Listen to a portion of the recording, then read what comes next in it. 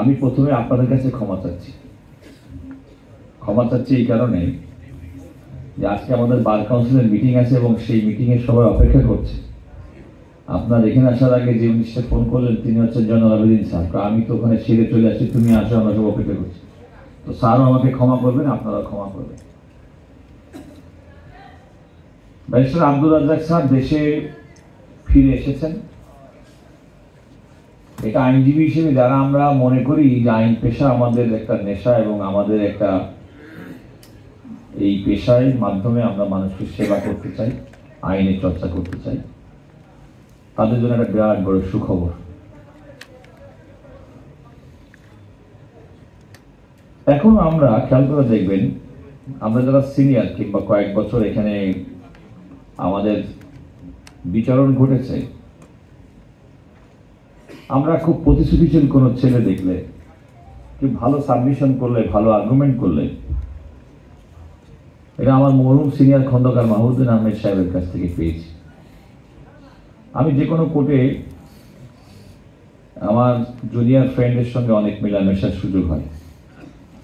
কোনো একটা ছেলে কিংবা কোনো একটা মেয়ে কোনো একটা ভালো আর্গুমেন্ট করলে, নতুন কেউ আসলে, আমি তাদেরকে খুব প্রেজ করার চেষ্টা করি, কিংবা তাদেরকে সম্পর্কে মনের অবচেতনে আমার কাছে মনে হয়ে ওঠে যে he has got a very good prospect and he will be a very good lawyer. তো আপনারা যারা আমার মরহুম সিনিয়র খন্দকার মাহমুদুদ্দিন আহমেদ সাহেবকে দেখেননি, তারা আর যারা দেখেছেন তাদের সম্পর্কে আমার সিনিয়র আমার কাছে ইন অল রেসপেক্ট, উনি যা বলতেন আমার কাছে মনে হচ্ছে এর বাইরে পৃথিবীতে কোনো কথা নেই। আমি এখনো তাই মনে করি। আমি আমার জীবনে যদি কোনো রকম বিন্দুমাত্র অর্জন ঘটেছে পেশাগত জীবনে, তার সবচেয়ে বড় এবং একমাত্র অবদান আমার মরহুম সিনিয়র খন্দকার মাহমুদুদ্দিন আহমেদ সাহেব। তো স্যার যে সমস্ত মানুষগুলোকে ভালো বলতেন, যে সমস্ত মানুষগুলোকে বলতেন, বুঝছো, কখনো গোপালগঞ্জের ভাষায় বলতেন, কখনো বিশুদ্ধ পুরান ঢাকার ভাষায় বলতেন, তো তার মধ্যে স্যারের পছন্দের তালিকার শীর্ষস্থান অধিকারকারী ব্যক্তির নাম ব্যারিস্টার আব্দুর রাজ্জাক। দুইটা উদাহরণ দিয়ে আমি আমার বক্তব্য শেষ করব। স্যারের মনে থাকবে কিনা জানি না। আপনারা জানেন যে বাংলাদেশের অন্যতম আলোচিত একটি মামলা, সুধাংশুশেখর হালদার বনাম দেলোয়ার হোসেন সাইদি অথবা দেলোয়ার হোসেন সাইদি বনাম সুধাংশুশেখর হালদার, একটা নির্বাচনী মামলায় দেলোয়ার হোসেন সাইদি সাহেব নির্বাচনে জিতলেন। প্রয়াত সুধাংশুশেখর হালদার সেই নির্বাচনী পিটিশন থেকে শুরু করে হাইকোর্ট অ্যাপিলেট ডিভিশন গিয়ে আলটিমেটলি দেলোয়ার হোসেন সাইদি সাহেব রায় পেলেন এবং তিনি এমপি হিসেবে কন্টিনিউ করলেন।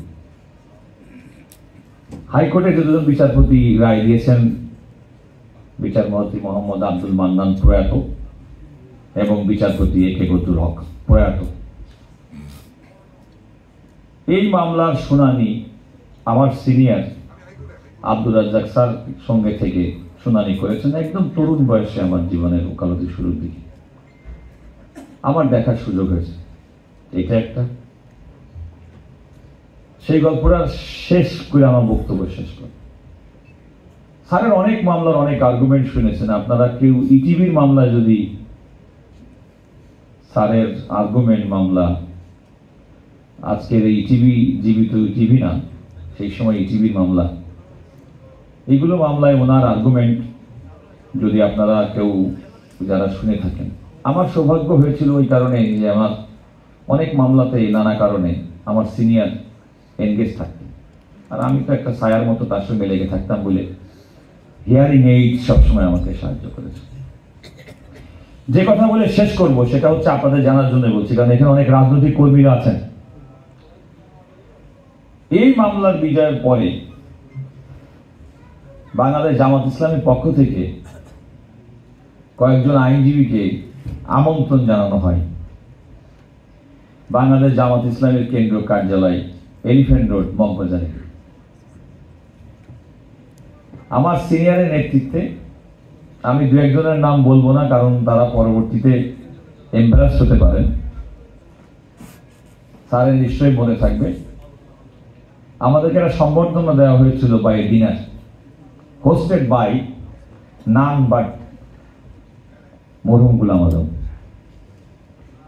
সেখানে মরহুম গোলাম আজম তৎকালীন ভারপ্রাপ্ত নায়েবে আমির সম্ভবত আব্বাস আলী খান সাহেব, মতুর রহমান নিজামী সাহেব, অল বিগ স্টার্স, মানে একদম লেটেস্ট হচ্ছে। আমার কাছে ওখানে গিয়ে মনে হয়েছে যে আমরা বুঝি অত্যন্ত ক্ষীণকায় একটা মানুষ, এত মানুষের যে গ্যালাক্সি পিপল, একটা ভেরি লিমিটেড মানুষের ডিনার, শুধু ডেলিগেশন সাইটের মামলার বিজয়কে উদযাপন করার জন্য, আমাদের প্রতি শুকরিয়া আদায় করার জন্য আমার স্যারের সঙ্গে। স্যার আপনার নিশ্চয়ই মনে আছে, রাজ্জাক স্যারের কথা বলছি। তখন আরেকজন মানুষের নাম আমি মনেই করতে চাই, মরহুম বিচারপতি মিজানুর রহমান ভূঁইয়া, উনিও সে সময় সেখানে উপস্থিত ছিলেন। আমি এ কথা বলবো যে স্যার, আপনি আমাদের মাঝে ফিরে এসেছেন, মাঝখানে আপনি অসুস্থ হয়েছেন শুনে আমরা অত্যন্ত কষ্ট পেয়েছি।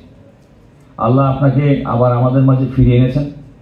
আপনি আলহামদুলিল্লাহ আপনার জুনিয়র, আপনার legacy by not only your 2 sons but you have got many sons here.